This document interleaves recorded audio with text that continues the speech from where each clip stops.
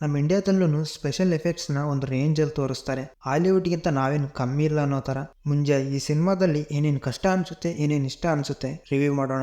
ಮೊದಲನೇದಾಗಿ ಇದರ plot point.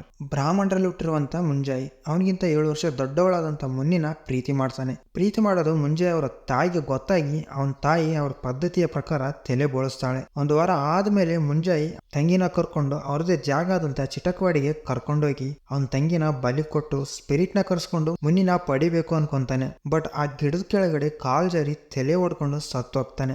ಅವನ್ನ ಸುಟ್ಟು ಅವನ ಅಸ್ಥಿಕಾನ ಆ ಗಿಡದ ಕೆಳಗಡೆ ಮುಚ್ಚಿ ಗಿಡನ ದಿಗ್ಬಂಧನ ಮಾಡ್ತಾರೆ. ಅವ್ರ ತಾಯಿ ಯಾಕೆ ಈ ತರ ಮಾಡ್ತಾ ಇದ್ದೀರಾ ಅಂತ ಕೇಳಿದಾಗ ಅವನಿಗೆ ತಲೆ ಬೋಳಿಸಿ 9 ದಿನ ಆಗಿಲ್ಲ, ಆಗ್ಲೇ ಸತ್ತೋಗಿದ್ದಾನೆ. ಅವನ್ ಎದ್ ಬಂದ್ರೆ ಬ್ರಹ್ಮ ರಾಕ್ಷಸ ಆಗಿ ಅವನ ಆಸೆಗಳನ್ನ ಈಡೇರಿಸ್ಕೊಂತಾನೆ. ಇದು ಇದರ ಪ್ಲಾಟ್ ಪಾಯಿಂಟ್. ಕ್ಯಾರೆಕ್ಟರ್ಸ್. ಇದರಲ್ಲಿರೋ ಪ್ರತಿ ಕ್ಯಾರೆಕ್ಟರ್ ಆಕ್ಟಿಂಗ್ ಚೆನ್ನಾಗಿದೆ.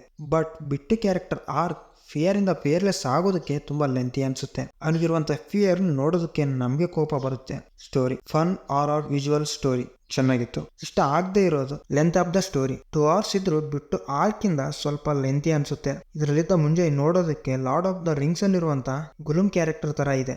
ಬಿಡ್ಡೈ ಮೂವಿಗೆ ಇದಕ್ಕೆ ಕನೆಕ್ಟ್ ಇರೋ ತರ ಕೊನೆಯಲ್ಲಿ ತೋರಿಸಿದ್ದಾರೆ. Making, cinematic look, camera angles, music ಚೆನ್ನಾಗಿದಾವೆ. ಓಕೆ ಅಮಿಗೋಸ್, ಮತ್ತೆ ಸಿಗೋಣ.